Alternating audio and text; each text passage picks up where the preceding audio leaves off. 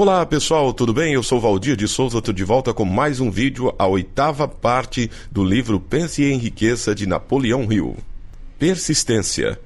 Você reconhecerá e eliminará certas fraquezas que estão entre você e seus objetivos. Sua persistência se desenvolverá num poder respeitado, provado e progressivo. A persistência é fator essencial no processo de transmutar o desejo em seu equivalente monetário. A base da persistência é o poder da vontade. Força de vontade e desejo, se combinados corretamente, formam um par irresistível. Homens que acumulam grandes fortunas geralmente são conhecidos como de sangue frio e às vezes cruéis. Muitas vezes são mal interpretados. O que têm é força de vontade, que misturam a persistência, colocando-a por trás dos desejos para assegurar a consecução de seus desejos. A maioria das pessoas está pronta para alijar objetivos e propósitos, desistindo ao primeiro sinal de oposição ou má sorte.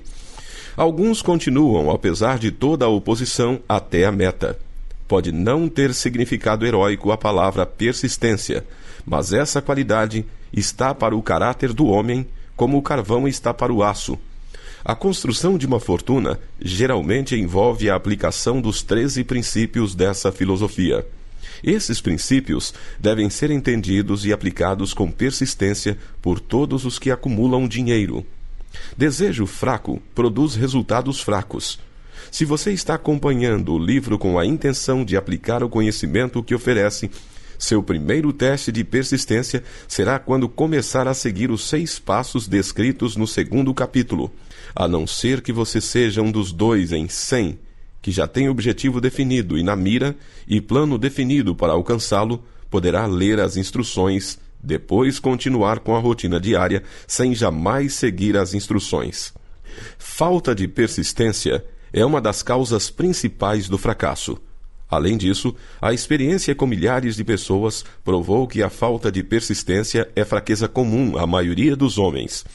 Trata-se de fraqueza que pode ser vencida pelo esforço. A facilidade com que a falta de persistência pode ser vencida dependerá inteiramente da intensidade do desejo de cada um. O ponto de partida de toda realização é o desejo. Mantenha isso sempre em mente. Desejos fracos produzem resultados fracos, assim como pequena quantidade de fogo produz pequena quantidade de calor. Se você achar que lhe falta persistência, essa fraqueza pode ser remediada ateando fogo mais forte aos seus desejos.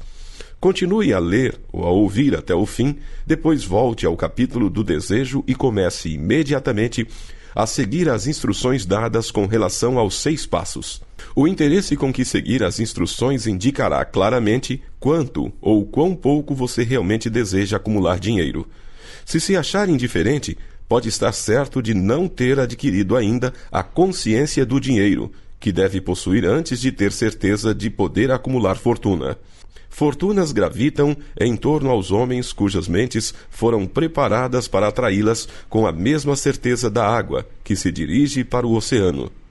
Se achar fraco em persistência, centralize a atenção nas instruções contidas no capítulo sobre o poder. Cerque-se de um grupo de mente superior e, através dos esforços cooperantes dos membros do grupo, poderá desenvolver persistência. Encontrará instruções adicionais para o desenvolvimento da persistência nos capítulos sobre a autossugestão e o subconsciente. Siga as instruções esboçadas naqueles capítulos até sua natureza habitual fornecer ao subconsciente um retrato claro do objetivo de seu desejo.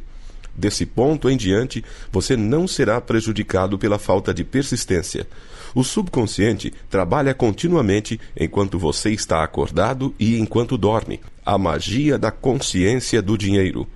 Esforço espasmódico ou ocasional para aplicar as regras não lhe será de valor algum. Para conseguir resultados, você deve aplicar todas as regras até que sua aplicação se torne hábito fixo. De nenhuma outra forma você poderá desenvolver a necessária consciência do dinheiro. A pobreza é atraída para quem tem a mente favorável a ela, assim como o dinheiro é atraído por aquele cuja mente foi deliberadamente preparada para atraí-lo e pelas mesmas leis. A consciência da pobreza apossar-se-á voluntariamente da mente que não se ocupa com a consciência do dinheiro. A consciência da pobreza se desenvolve sem aplicação consciente de hábitos favoráveis a ela. A consciência do dinheiro deve ser criada de encomenda, a não ser que se nasça com essa consciência. Entenda o significado total das afirmações do parágrafo precedente e compreenderá a importância da persistência na acumulação da fortuna. Sem persistência, você será derrotado antes mesmo de começar. Com persistência, vencerá. Se alguma vez você já teve um pesadelo, compreenderá o valor da persistência. Você está deitado na cama, semi-acordado, com a sensação de estar sufocando. É incapaz de virar-se ou de mover um músculo. Percebe que deve começar a readquirir controle sobre seus músculos. Através de persistente esforço de vontade, consegue finalmente mexer os dedos de uma das mãos. Continuando a mover os dedos, você estende o controle aos músculos de um dos braços até poder erguê-lo. Depois, consegue controlar o outro braço da mesma maneira. Finalmente, adquire controle sobre os músculos de uma das pernas, depois sobre os da outra.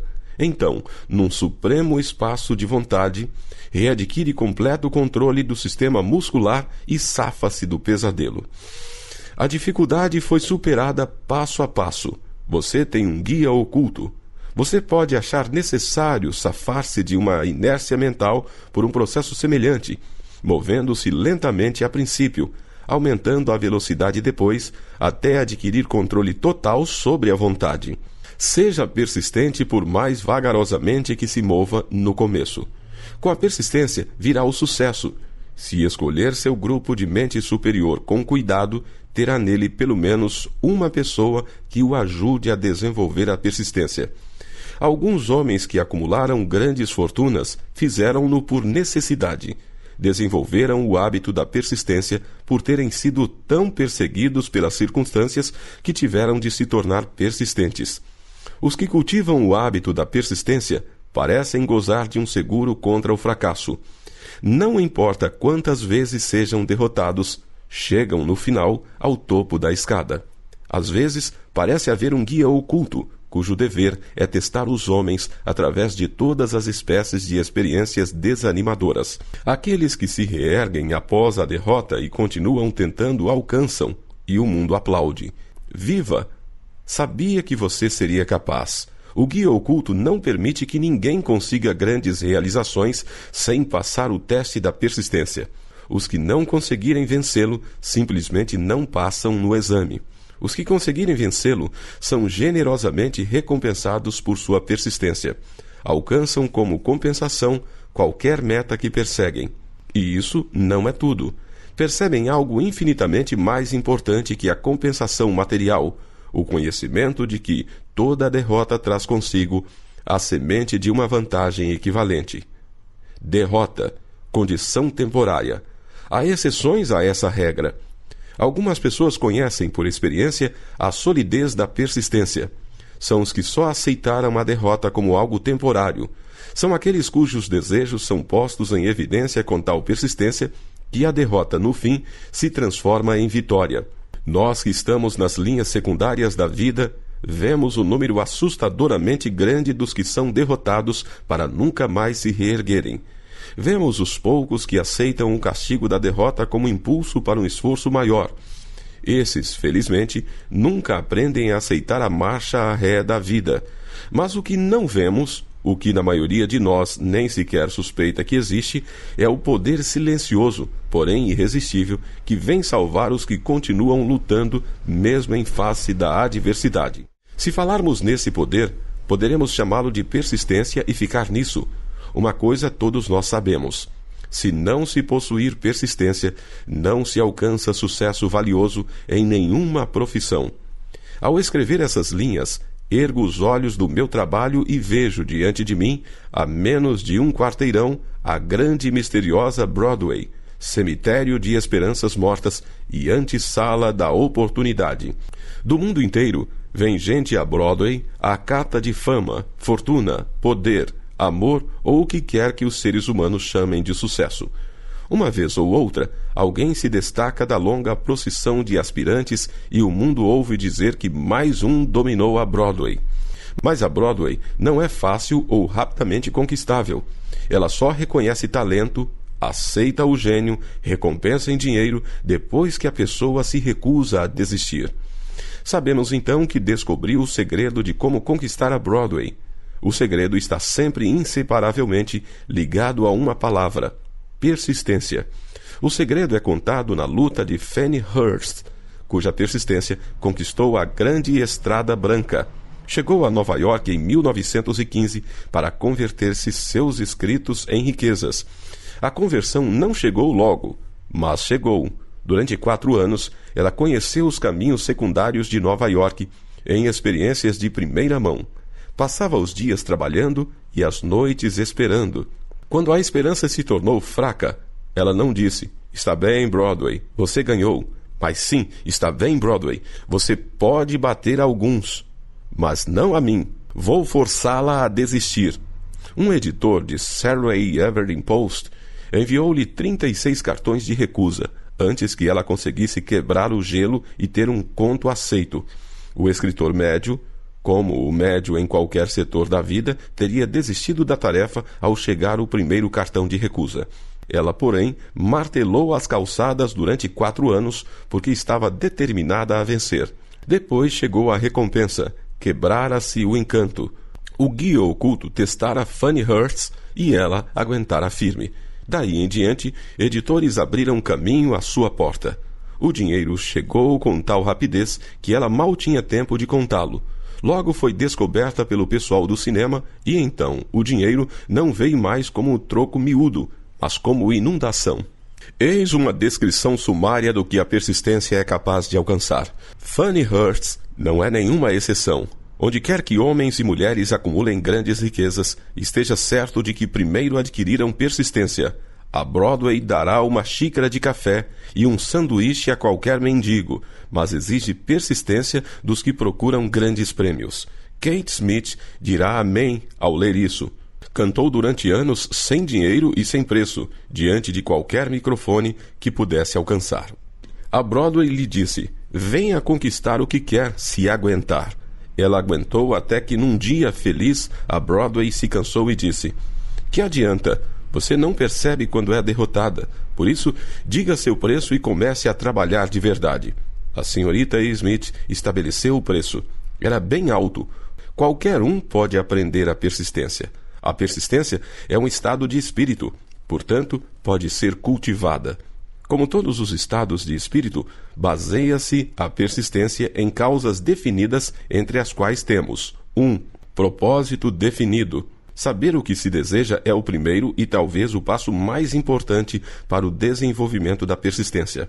Um motivo forte faz superar muitas dificuldades. 2. Desejo. É comparativamente fácil adquirir e manter persistência ao perseguir o objeto de um desejo intenso.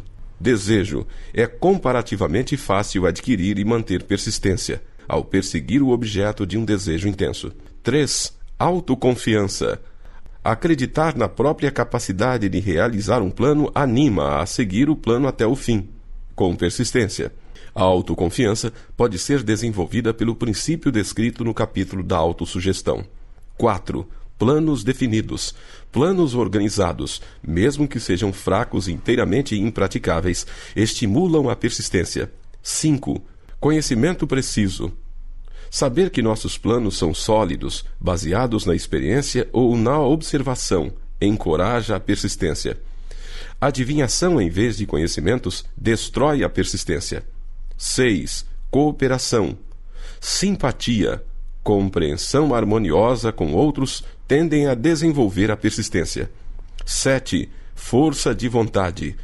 O hábito de concentrar o pensamento na formação de planos para alcançar propósitos definidos conduz à persistência. 8. Hábito. A persistência é resultado direto do hábito. A mente absorve e se torna parte das experiências diárias nas quais se alimenta.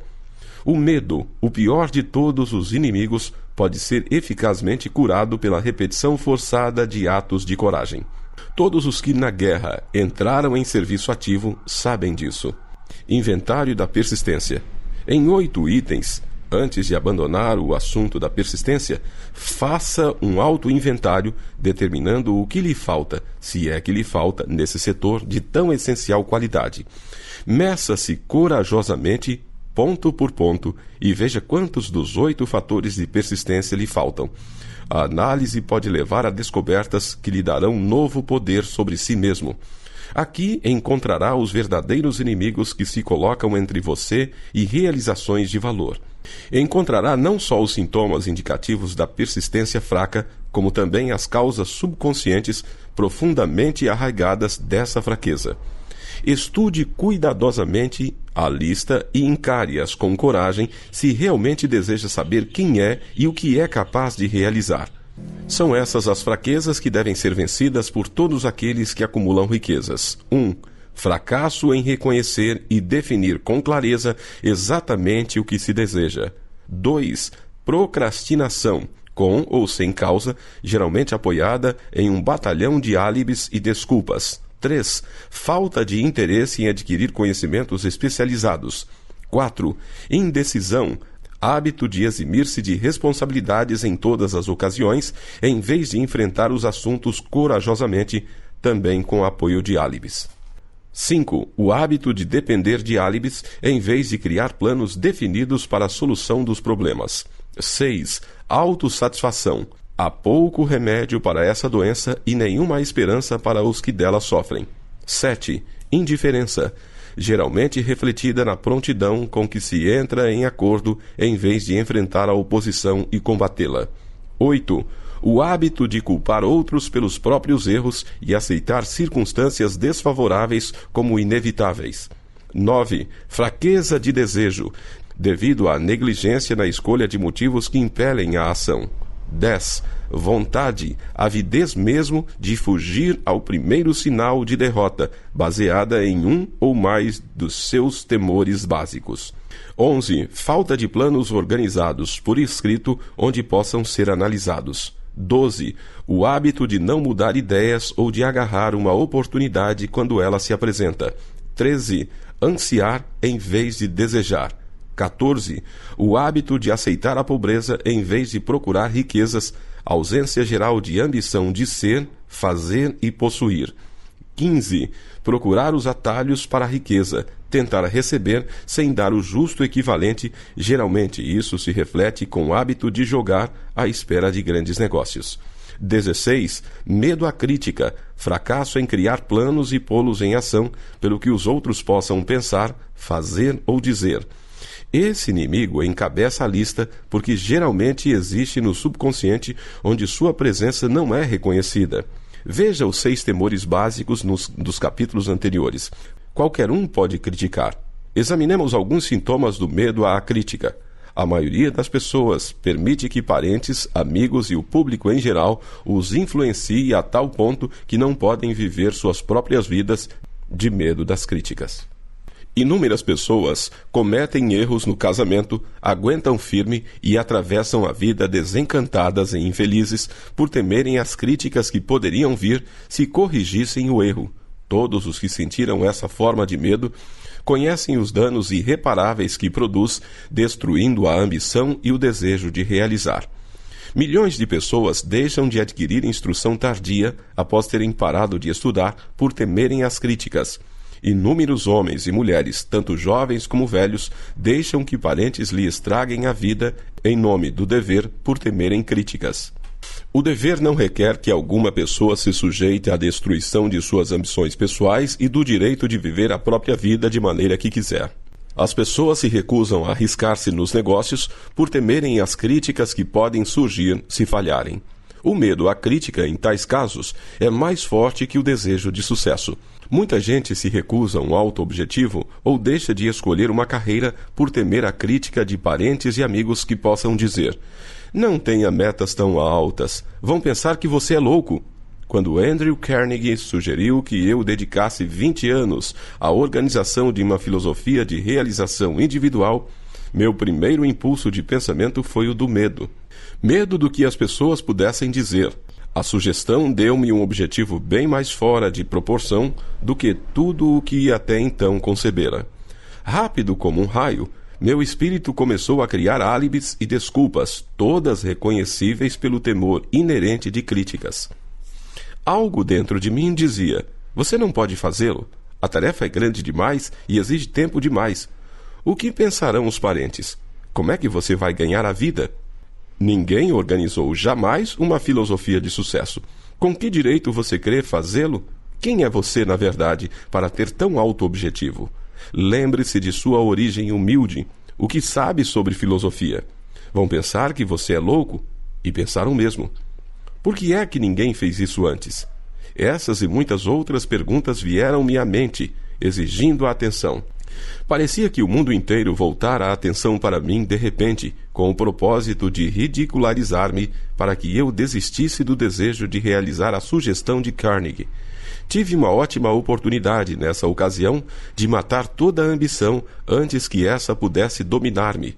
Mais tarde na vida, depois de analisar milhares de pessoas, descobri que a maioria das ideias são natimortas e precisam ter o sopro de vida injetado nelas, através de planos definidos de ação imediata. O tempo de cultivar a ideia é o de seu nascimento. Cada minuto a mais de vida dá-lhe melhor oportunidade de sobrevivência. O medo da crítica está no fundo da destruição da maioria das ideias que nunca alcançam o estágio do planejamento e da ação. Criaram suas próprias oportunidades. Muita gente crê que o sucesso seja resultado de oportunidades favoráveis. Existe certa base para tal crença, mas os que dependem completamente da sorte ficam quase sempre decepcionados porque se esquecem de outro fator importante, imprescindível para que se tenha certeza do sucesso, e o conhecimento com o qual oportunidades favoráveis podem ser feitas de encomenda. Durante a depressão, o comediante W.C. Fields perdeu todo o dinheiro e se encontrou sem renda, sem emprego e sem meios de subsistência. Estava, além disso, com mais de 60 anos, idade em que muitos se consideram velhos. Tão ansioso estava por voltar a representar que se ofereceu para trabalhar de graça num campo novo, no cinema. Além dos outros aborrecimentos, ainda caiu e machucou o pescoço. Para muitos, esse teria sido o momento de desistir e fugir, mas Fields era persistente. Sabia que se continuasse, teria oportunidades, mais cedo ou mais tarde, e foi o que aconteceu, mas não por pura sorte. Marie Dresley achou-se totalmente sem recursos, sem dinheiro, sem emprego, quando estava na casa dos 60. Também ela procurou oportunidades e teve-as. Sua persistência trouxe-lhe assombroso triunfo tarde na vida, muito além da idade em que a maioria dos homens e mulheres não mais tem a ambição de realizar. Ed Cantor perdeu dinheiro no colapso da bolsa em 1929, mas possuía ainda persistência e coragem. Com isso, mais 2 olhos preeminentes, voltou a ter uma renda de $10.000 semanais. Em verdade, com persistência é possível continuar, mesmo sem muitas outras qualidades. A única oportunidade em que se pode ter o luxo de confiar é a oportunidade feita por nós mesmos. Essa vem de aplicação da persistência. O ponto de partida é o propósito definido. Tudo o que queriam era um ao outro. Era uma vez um homem, que era rei de grande império. Em seu coração, todavia, não era rei, e sim um homem solitário. Como príncipe de Gales, por mais de 40 anos, foi alvo de princesas casadoras de toda a Europa que se encontravam a seus pés. Não podia ter vida particular, e quando se tornou Eduardo VI, enfrentou um vazio pessoal dificilmente entendido por seus alegres súditos, vazio que só poderia ser preenchido pelo amor. E o Wallis Simpsons? 2 vezes, não tendo encontrado amor, tivera a coragem de continuar a busca. Seu primeiro dever era amar. Qual a coisa mais importante do mundo? O mestre chamou-a de amor. Não regras impostas pelo homem, críticas, amargura ou calúnia, não o casamento político, e sim o amor. Ao pensar em Wallis Simpson, pense em alguém que sabia o que queria e abalou um grande império para obtê-lo. Mulheres que se queixam de que esse mundo é dos homens, que as mulheres não têm oportunidades iguais de vencer, devem a si mesmas estudar cuidadosamente a vida dessa mulher incomum, que numa idade em que a maioria das mulheres se consideraria velha, conquistou o solteirão mais procurado do mundo. E Eduardo VII? Será que pagou preço alto demais pelo amor da única mulher que quis? Só nos restam conjecturas. Podemos ver que a decisão teve preço, que o preço foi pago e pago abertamente. O Império Britânico deu lugar a uma nova ordem mundial. O Duque de Windsor e sua mulher reconciliaram-se finalmente com a família real.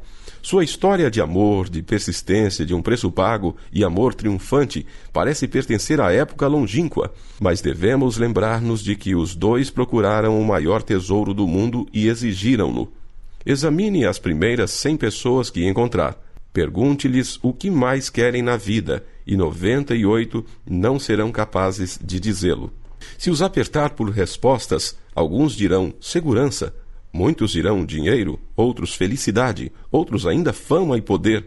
Alguns poderão dizer reconhecimento social, vida fácil, capacidade de cantar, dançar ou escrever, mas nenhum será capaz de definir os termos ou dar a menor indicação de um plano pelo qual esperam alcançar os desejos vagamente formulados.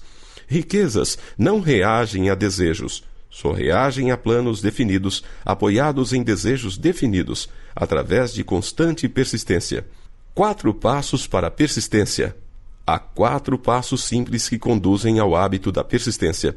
Não exigem grande quantidade de inteligência, nem quantidade especial de instrução, e exigem pouco tempo ou esforço. Os passos necessários são: 1. Propósito definido, apoiado por um desejo ardente de realização. 2. Plano definido, expresso em ação contínua. 3. Mente hermeticamente fechada contra quaisquer influências negativas ou desanimadoras, incluindo sugestões negativas de parentes, amigos e conhecidos. 4. Aliança amistosa com uma ou mais pessoas que nos encorajem a seguir tanto o plano como o propósito. Os 4 passos precedentes são essenciais ao sucesso em todos os setores da vida. O propósito total dos 13 princípios dessa filosofia é capacitá-lo a dar tais passos como uma questão de hábito. São passos pelos quais se pode controlar o próprio destino econômico. São passos que conduzem à liberdade e independência de pensamento. São passos que conduzem à riqueza, em pequena ou grande quantidade. São passos que conduzem ao poder, à fama e ao reconhecimento do mundo. São passos que garantem oportunidades favoráveis. São passos que convertem sonhos em realidades físicas. São passos que conduzem à vitória sobre o temor, desânimo e indiferença. Há uma recompensa magnífica para todos os que aprenderem a dar os 4 passos. É o privilégio de redigir o próprio ingresso, fazendo a vida conceder o preço que se lhe pede. Pode-se obter auxílio da inteligência infinita? Qual o poder místico que dá aos homens de persistência a capacidade de dominar as dificuldades? A qualidade da persistência implanta na mente alguma forma de atividade espiritual, mental ou química que dá acesso a forças sobrenaturais? A inteligência infinita se coloca ao lado da pessoa que luta mesmo depois que a batalha foi perdida, com o mundo inteiro do lado oposto? Essa e muitas outras perguntas similares surgiram-me na mente ao observar homens como Henry Ford, que começou do nada e construiu um império industrial de vastas proporções, com pouco mais no início que a persistência. Ou Thomas A. Edison, que com menos de 3 meses de escola se tornou o maior inventor do mundo, convertendo a persistência na máquina de falar, na máquina de filmes e na luz incandescente, para não mencionar meias centenas de outras invenções úteis. Tive o feliz privilégio de analisar tanto Edison como Ford, ano após ano, num longo período de anos. Daí, a oportunidade de estudá-los de perto, o que me faz falar com conhecimento de causa ao dizer que não achei outra qualidade senão a persistência em nenhum deles que mesmo remotamente sugerisse a fonte principal de suas realizações. Ao fazer um estudo imparcial de profetas, filósofos, homens milagrosos e líderes religiosos do passado, chega-se à conclusão inevitável de que a persistência, a concentração de esforços e o propósito definido foram as fontes principais de suas realizações. Consideremos, por exemplo, a estranha e fascinante história de Maomé. Analisemos sua vida, comparando-o a homens de realizações nessa época moderna de indústria e finanças, e observemos como todos eles têm um traço predominante em comum: a persistência. Se você está vivamente interessada em estudar o estranho poder que dá potência à persistência, leia uma biografia de Maomé, principalmente a de Issa Bey. Essa breve apreciação do livro feita por Thomas Sugru no Herald Tribune fornecerá uma amostra do que irão saborear os que consagrarem o tempo necessário à leitura da história toda de um dos exemplos mais assombrosos do poder de persistência que a civilização conhece. O último grande profeta. A apreciação de Thomas Sugru: Maomé era profeta, mas nunca fez nenhum milagre. Não era místico, não possuía instrução formal e só começou sua missão aos 40 anos, ao anunciar-se como mensageiro de Deus, trazendo as novas da verdadeira religião. Foi ridicularizado e rotulado de lunático. Crianças passavam-lhe a rasteira e mulheres jogavam-lhe sujeiras. Foi banido de sua cidade natal, Meca, e seus seguidores privados dos bens e mandados ao deserto para junto dele. Depois de ter pregado durante 10 anos, nada mais pode apresentar senão desterro, pobreza e ridículo. Entretanto, antes que outros 10 anos se passassem, era ditador da Arábia, governador de Meca e líder da nova religião mundial que se alastraria até o Danúbio e os Pirineus, antes de exaurir o ímpeto que ele lhe dera. Esse império era triplo: poder de palavras, eficácia da oração e o parentesco do homem com Deus. Sua carreira não tinha sentido. Maomé nasceu de membros empobrecidos de uma família importante de Meca.